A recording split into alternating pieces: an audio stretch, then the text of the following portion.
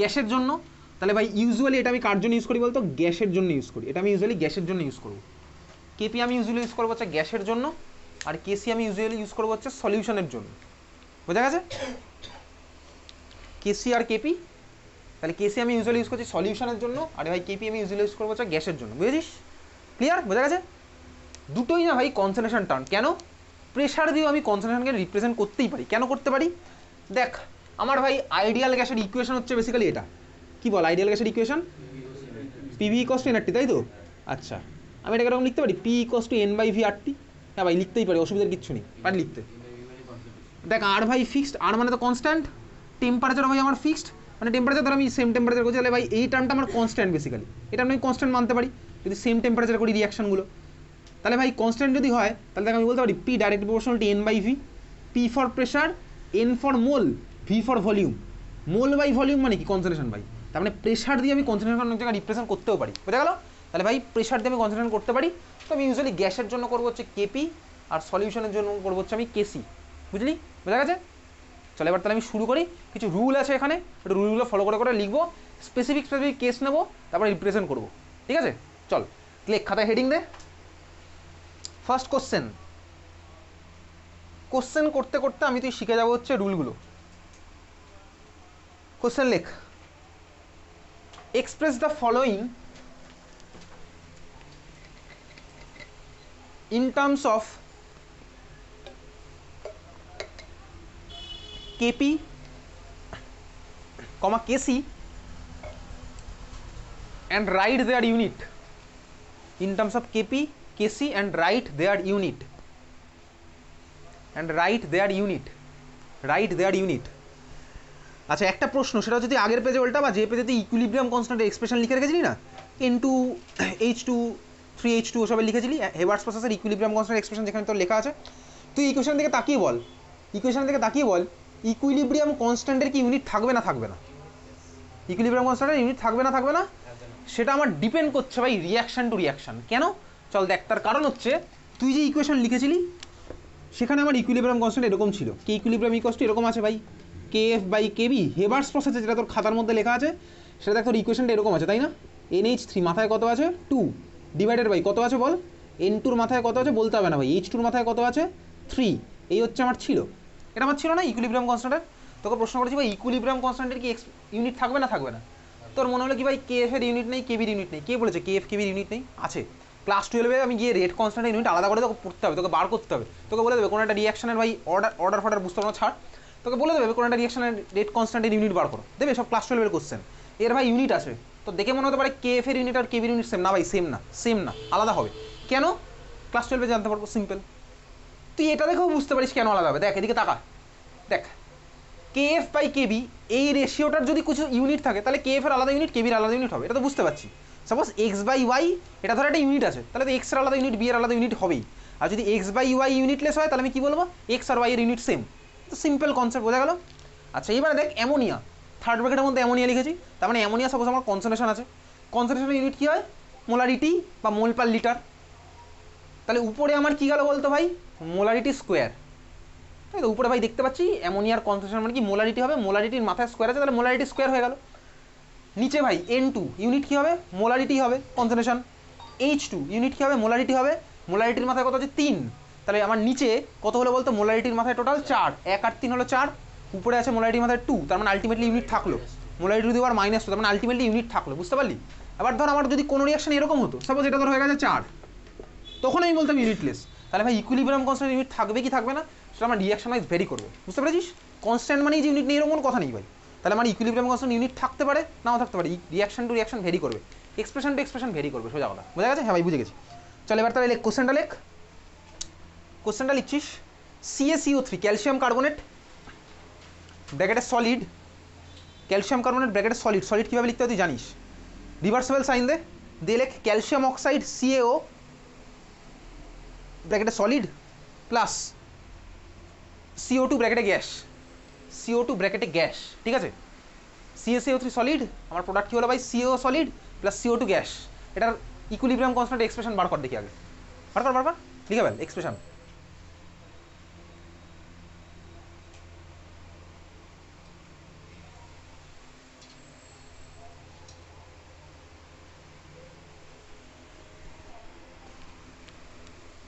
ঠিক আছে এক্সপ্রেশন কী হয়েছে, চল এক্সপ্রেশন হচ্ছে তুই মেলাতে থাক।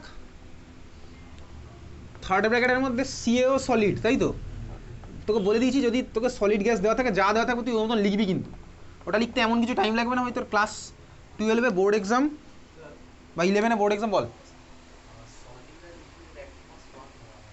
আসিনি এখন ওই পার্টে, ঠিক আছে? আচ্ছা আমার কী হয়েছে ভাই, তাহলে থার্ড ব্র্যাকেটের মধ্যে আমার কী হচ্ছে, CO solid into CO2 gas divided by CaCO3 solid. তোর ক্লাস 12 বা 11-এ ভাই বোর্ড এক্সামে প্রচুর টাইম থাকে, 70 মার্কস 3 ঘন্টা, 35 মার্কস 1.5 ঘন্টা, সাফিসিয়েন্ট টাইম। পড়াশোনা করে গেলে সাফিসিয়েন্ট টাইম ভাই, না পড়ে গেলে তো 10 মিনিট এক্সাম শেষ হয়ে যাবে, এটা স্বাভাবিক। তাহলে দেখ এখানে আমি ইকুইলিব্রিয়াম কনস্ট্যান্ট এবার লিখছি। এবার এখানে না কিছু জিনিস অ্যাপ্লাই হবে। কী অ্যাপ্লাই হবে? IUPACর কিছু কনভেনশন আছে। কি কনভেনশন করতে করতে বুঝবো কী কনভেনশন আছে।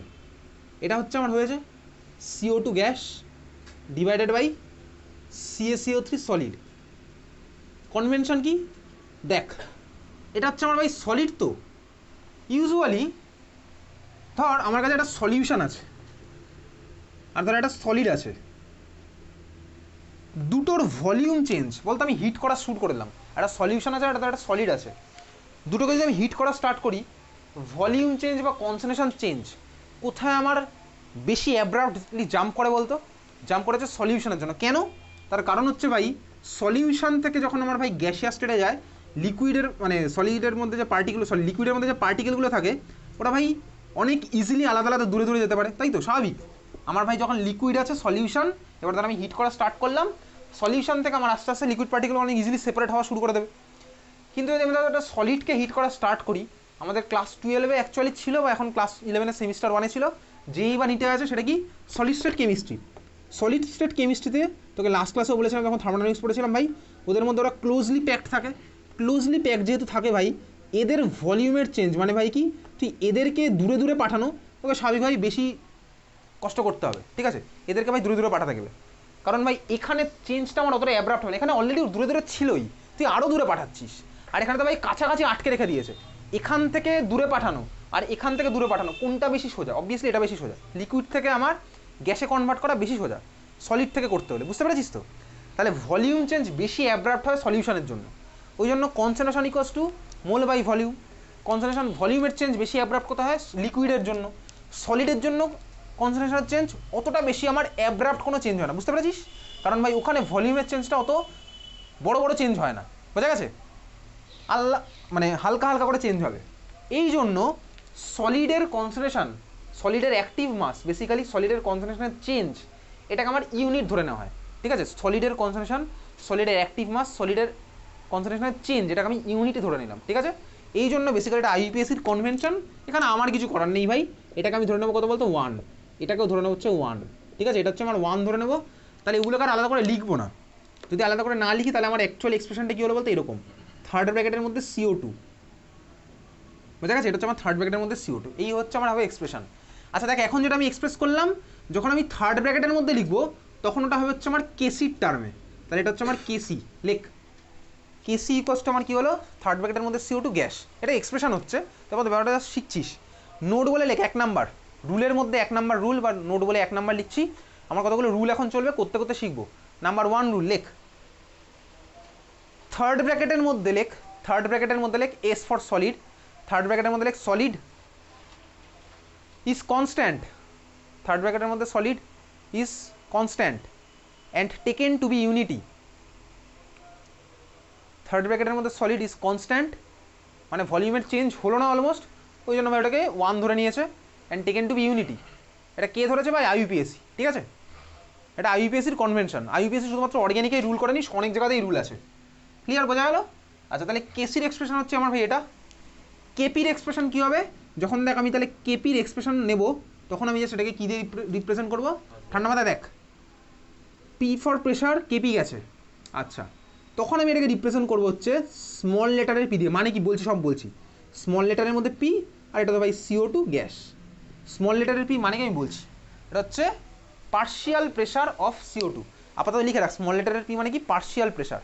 পার্শিয়াল প্রেশার মানে কি বলছি, পার্শিয়াল প্রেশার মানে কি, ঠিক আছে? আর সলিড তো আসছেই না কারণ কেপি আমি গ্যাসের জন্য করব, ঠিক আছে? আচ্ছা চল দেখ পার্শিয়াল প্রেশার মানে কি। পার্শিয়াল প্রেশার মানে হচ্ছে, এদিকে দেখতে থাকবি, ধর ভাই আমার কাছে একটা পিওর গ্যাস আছে, মানে যার মধ্যে শুধুমাত্র এ গ্যাস, এটা গ্যাস, এটা গ্যাস, ঠিক আছে, এটা গ্যাস আছে ভাই, পিওর গ্যাস আছে ধর এ। যখন আমি ভাই এর গ্যাস আমি ধর পিওর এ নিয়েছি, তখন এই টোটাল গ্যাস যা প্রেশার দেবে এও তাই প্রেশার দেবে, এর প্রেশারই তো টোটাল প্রেশার আমি পাচ্ছি। তখন আমার এটাকে কী বলবো ভাই, পিওর এর গ্যাস। বুঝতে পেরেছিস? হ্যাঁ ভাই বুঝতে পারলাম। এইবারে ধর আমি কী করেছি, এটা মিক্সার নিয়ে নিয়েছি, ধর এ আর বি মিশিয়ে নিয়েছি, সিও মেশাতে পারি ডি, সবাইকে ধর মিশিয়ে নিলাম। এখন এমনভাবে মিশিয়েছি ভাই এরা যাতে রিয়াকশান না করে, মানে মিক্সার আছে, কোনো রিয়াকশান হয়নি, ঠিক আছে। এই মিক্সারের মধ্যে ভাই এ এখন কি প্রেশার দেবে, মিক্সারের মধ্যে বি এখন কি প্রেশার দেবে, মিক্সারের মধ্যে সি এখন কি প্রেশার দেবে, সেটা পিওর এ যা প্রেশার দিতে তাই দেবে না ভাই, দেবে না। কেন দেবে না? তার কারণ বি সি যখন ঢুকে গেছে ওদের মধ্যে ভাই ইন্টারমলিকুলার ফোর্স অফ অ্যাট্রাকশন আলাদা হবে, বি ধর একে টেনে রাখছে, সি ধর একে টেনে রাখছে, এ ধর বিকে রিপেল করছে, ওই ফ্যাক্টরগুলো ঢুকবে স্বাভাবিকভাবেই। তাহলে তখন এর প্রেশার পিওর এ যা প্রেশার দিত তার সাথে আমার সিমিলার হবে না স্বাভাবিকভাবে। বুঝতে পেরেছিস? বুঝতে পারলাম, ক্লিয়ার। এ যখন একা আছে তখন যা প্রেশার দেবে, আর এবিসির মিক্সার যখন আছে তখন তো ভাই এ আমার সেম প্রেশার দেবে না, কারণ বি ভাই একে ধর টেনে রেখে দিয়েছে, সি ধর একে টেনে রেখে দিয়েছে, এও একে টেনে রেখে দেবো, সেটা তো এর প্রপার্টি। কিন্তু বিসি যখন ঢুকে গেল ওটা তো আর এর প্রপার্টি না, ওটা তো ভাই বি আর সি এর প্রপার্টি। বোঝা গেছে? মিক্সচারের মধ্যে কারোর প্রেশারকে আমার বলা হচ্ছে পার্শিয়াল প্রেশার, সেটাকে আমার ডিনোট করা হচ্ছে ভাই কী দিয়ে, স্মল লেটারের পি দিয়ে। বুঝেছিস? মিক্সচারের মধ্যে কারোর প্রেশারকে আমার কী বলে, পার্শিয়াল প্রেশার, সেটাকে আমার কী দিয়ে ডিনোট করে, স্মল পি দিয়ে। বুঝলি? মিক্সচারের মধ্যে কারোর প্রেশার হচ্ছে আমার পার্শিয়াল প্রেশার, সেটাকে আমার কী দিয়ে ডিনোট করে, স্মল পি দিয়ে। যা যার খাতায় লেখার ইচ্ছা হলো লিখলো, যা যার লেখার ইচ্ছা হলো লিখলো না, ঠিক আছে চল। আচ্ছা এইবার দেখ তাহলে ভাই, partial pressure of A plus partial pressure of B plus partial pressure of C equals to কী হবে বলতো, টোটাল প্রেশার। এটাকে আমার ক্যাপিটাল পি দিয়ে রিপ্রেজেন্ট করে। ক্যাপিটাল পি মানে হচ্ছে আমার ভাই total pressure, P T, T for total. তাহলে ভাই A B C partial pressure of A plus partial pressure of B partial pressure of C equals to total pressure. ভাই সবাই মিলেমিশে যা প্রেশার দেয় সেটা তোমার টোটাল প্রেশার। বোঝা গেল? আচ্ছা এইখান থেকে তুই ব্র্যাকেটে লিখে রাখতে পারিস। এর আগেও মনে হয় এই জিনিসটা আমি তোকে বলেছিলাম, মনে হয় বেসিক কনসেপ্টে বলেছিলাম, পার্শিয়াল প্রেশার বলেছিলাম না, partial pressure equals to mole fraction in total pressure, একটা ফর্মুলা ছিল। এটাও বলেছিলাম আমরা তোর ক্লাস 12 সলিউশন চ্যাপ্টার ইউজ হবে।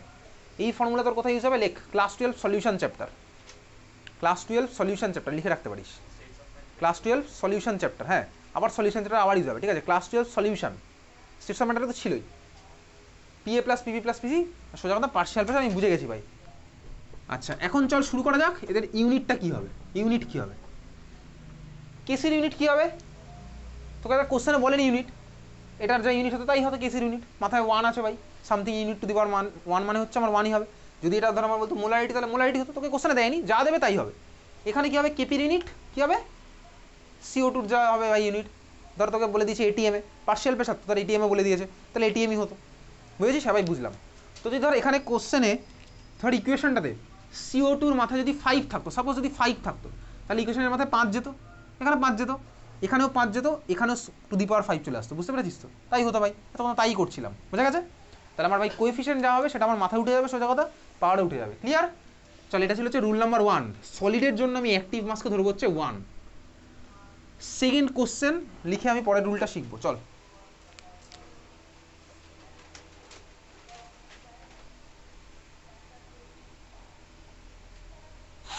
লেখ, ইকুয়েশন লেখ, CH3COOH ব্র্যাকেটে AQ, CH3COOH ব্র্যাকেটে AQ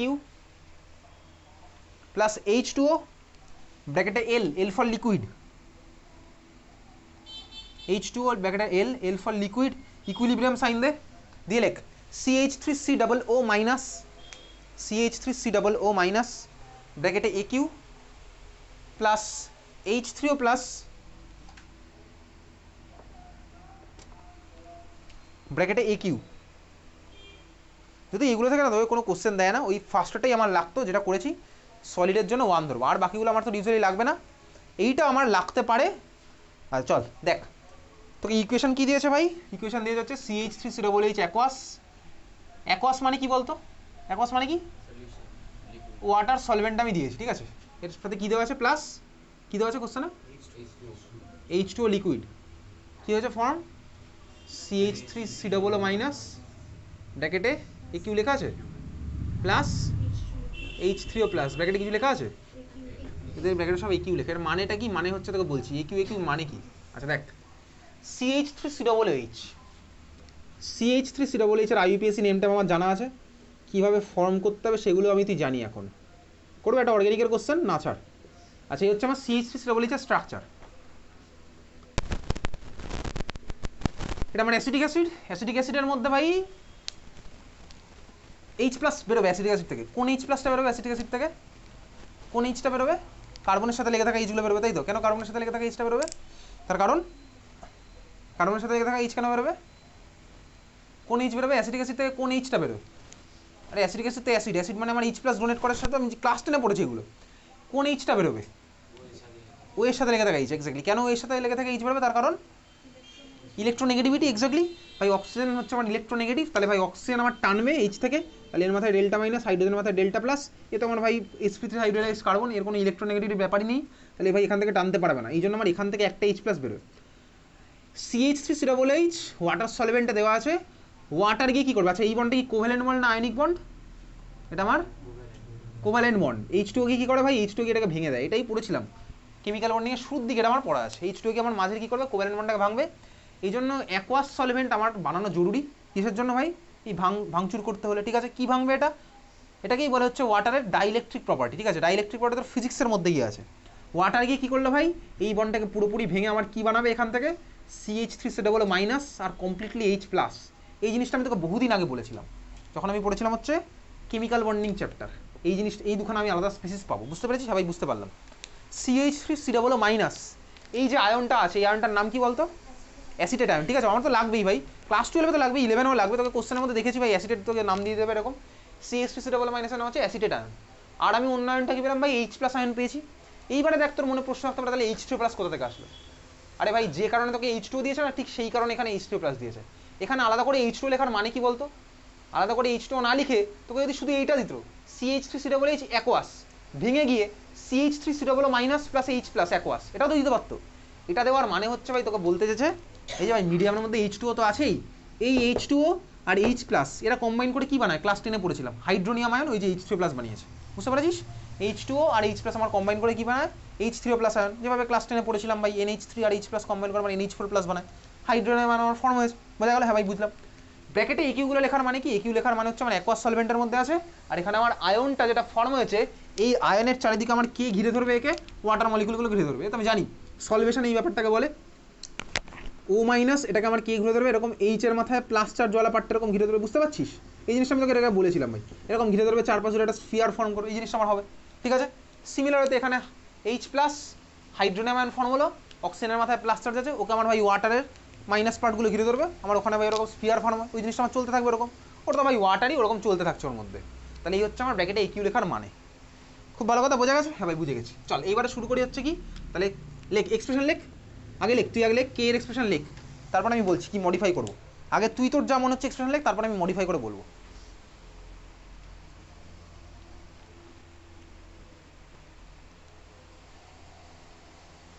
আচ্ছা এখানে বলতো কেপি হবে না কেসি হবে? এখানে কেপি হবে না কেসি হবে? কেসি। তার কারণ কি ভাই? এটা সলিউশন পুরোপুরি। ঠিক আছে, তাহলে কেসি, একদম ডাইরেক্ট কেসি লেখ। কেসি ইকুয়ালস টু কি হচ্ছে? থার্ড ব্র্যাকেটের মধ্যে যা দেওয়া আছে তাই লিখবো। CH3COO মাইনাস ব্র্যাকেটে একিউ লিখবো এগুলো, ঠিক আছে? পরীক্ষার সময়গুলো কিন্তু লিখবো। প্লাস, প্লাস হবে না ভাই, প্লাস কেন হবে? মাল্টিপ্লাই হবে। H3O প্লাস ব্র্যাকেটে একিউ ডিভাইডেড বাই CH3COOH ব্র্যাকেটে একিউ থার্ড ব্র্যাকেট, তারপরে আবার লিখছি কি H2O ব্র্যাকেটে লিকুইড।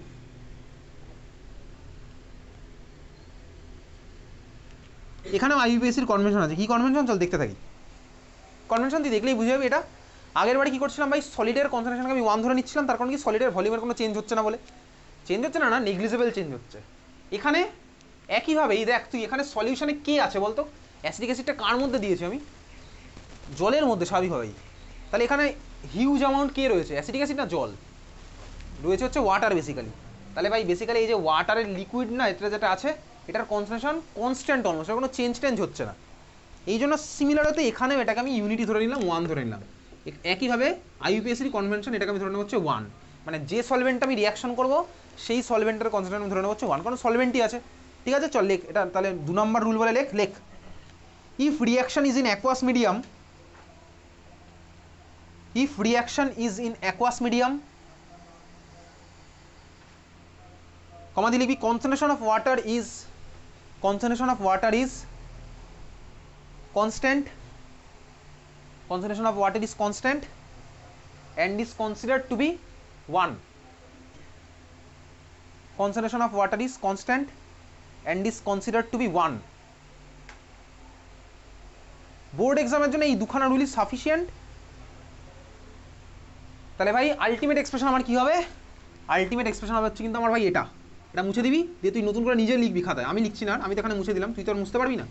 তাহলে ভাই তুই লেখ কেসি ইকুয়ালস টু এই এক্সপ্রেশনটা হবে, ওটা হচ্ছে আমার চলে গেল ভাই। তাহলে আলটিমেট এক্সপ্রেশন হচ্ছে এটা কিন্তু আমার লিখতে হবে, ওটা লিখলে কিন্তু হবে না। বোঝা গেল? হ্যাঁ ভাই বুঝতে পেরেছি।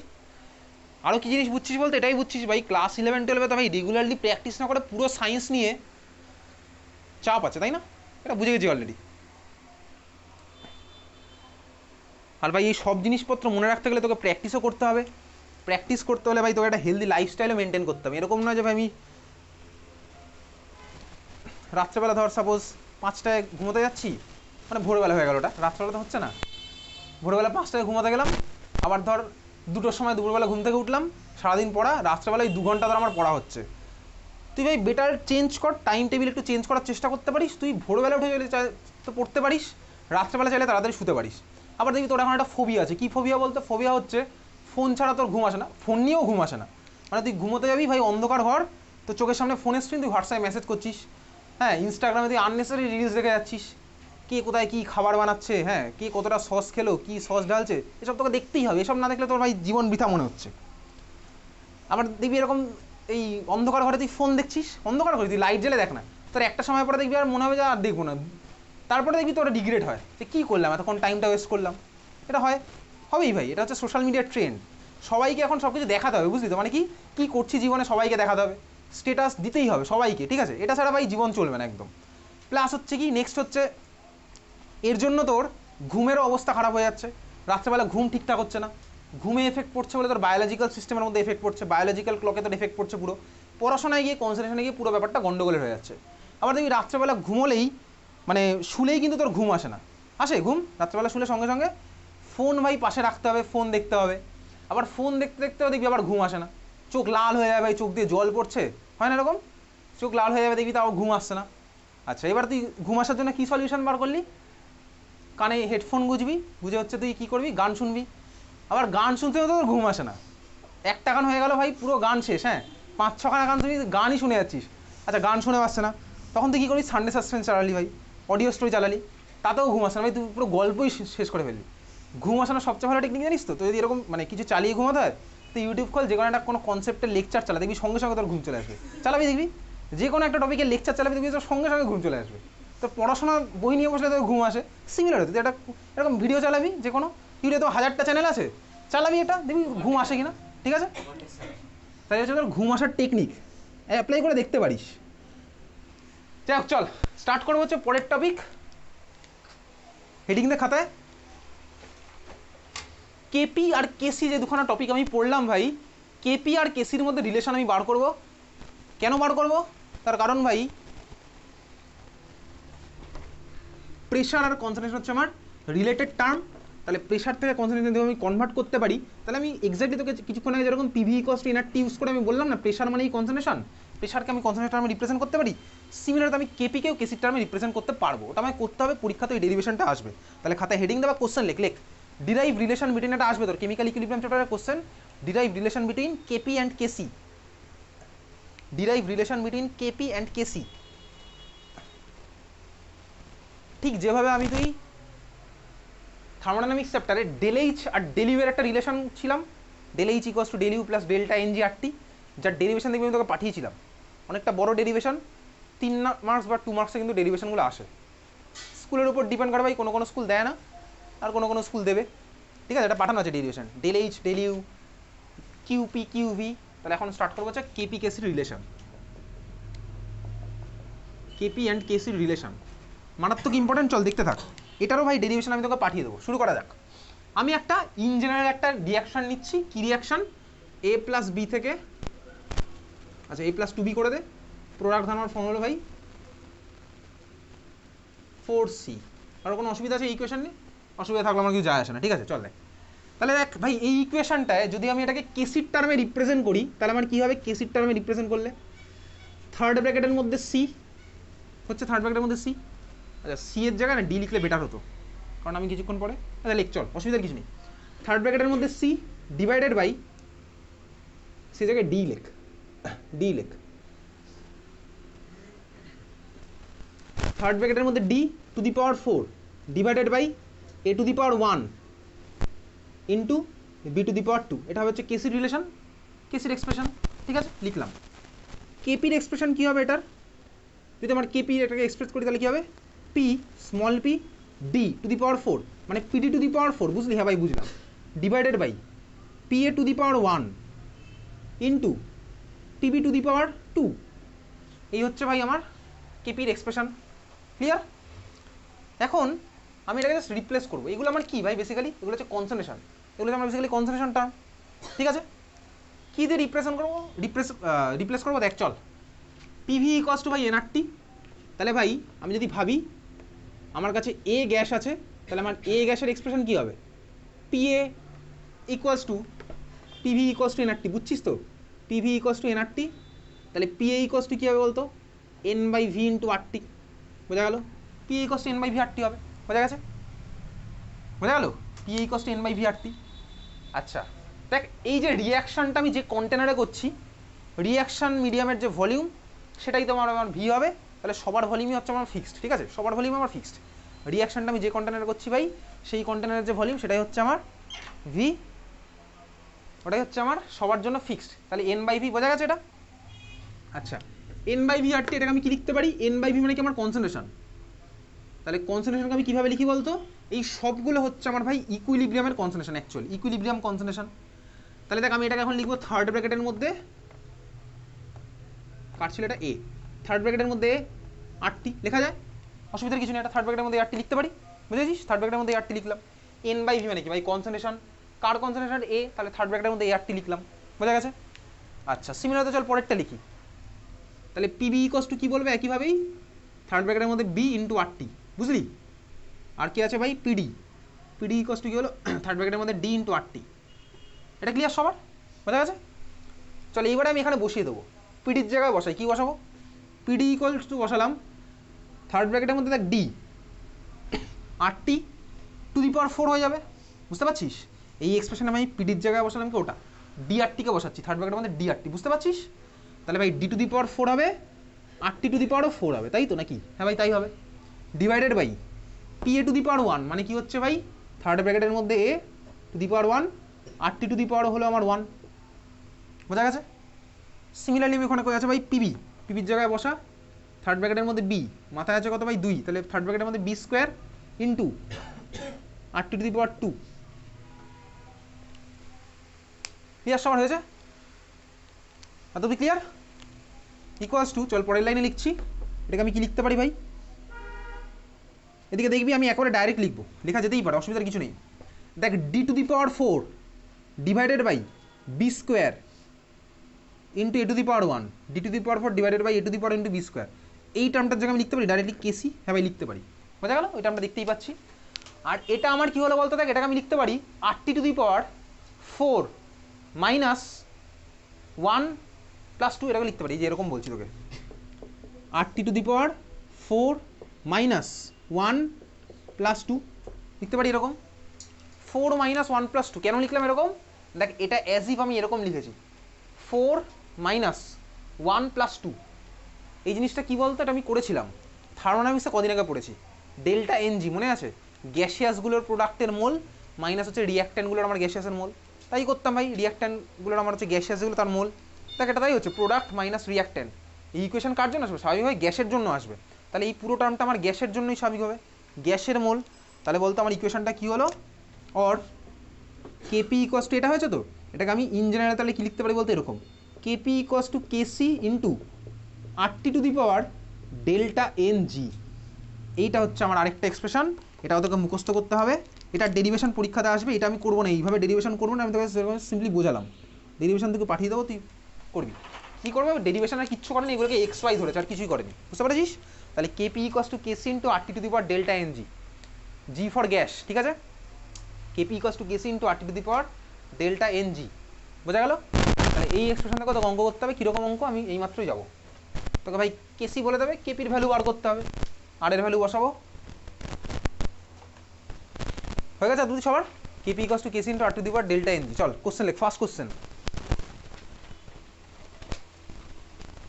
ডেল্টা এন জি মানে গ্যাসিয়াসের মোল, লিখে রাখ। ডেল্টা এন জি মানে লেখ mole of gaseous product minus mole of gaseous reactant.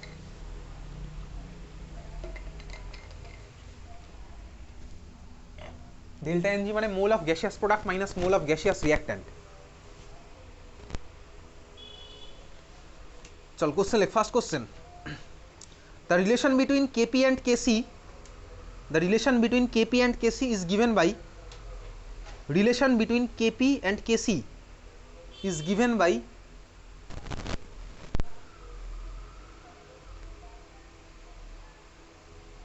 Kp equals to Kc into, লেখ Kp equals to Kc into first ব্র্যাকেটের মধ্যে RT to the power minus X for KP equals to KC into third ব্র্যাকেটের মধ্যে RT to the power minus X for একটা reaction, রিয়াকশনটা লেখ SO2 গ্যাস plus half O2 গ্যাস reversible arrow দিয়ে SO3 গ্যাস। ঠিক আছে? এক্স ইকুয়ালস টু কত জানতে হয়েছে, বল কত হবে এক্স ইকুয়ালস টু, বলে ফেল। 5 সেকেন্ড লাগবে অঙ্কটা করতে। এক্স ইকুয়ালস টু কত হবে? Time up. ঠিক আছে, এক্সের ভ্যালু কত হলো? এক্স্যাক্টলি কত হয়েছে ভাই, কীভাবে করলাম? ভাই ইকুয়েশন বার করি, ডেল্টা এন তাহলেই তো হয়ে যাবে, আমাদের দেওয়াই আছে সব কিছু। প্রোডাক্টের মোল, প্রোডাক্ট কী আছে ভাই? SO3, SO3 এর কত আছে 1, মাইনাস রিঅ্যাক্ট্যান্ট কী আছে ভাই? SO2 গ্যাস প্লাস হাফ O2 গ্যাস, সবাই তো গ্যাস, তাহলে 1 মাইনাস 1 মাইনাস হাফ। তাহলে ভাই ডেল্টা এনজির ভ্যালু কত হলো? মাইনাস হাফ, বুঝলি? ডেল্টা এনজির ভ্যালু মাইনাস হাফ, কোশ্চেনে দেওয়া আছে কত? ডেল্টা এনজির ভ্যালু মাইনাস এক্স, তাহলে এক্সের ভ্যালু কত? হাফ। ক্লিয়ার? এটা লাস্ট ইয়ার কোনো একটা স্কুলের কোশ্চেন। চল পরের কোশ্চেন লেখ। For Haber's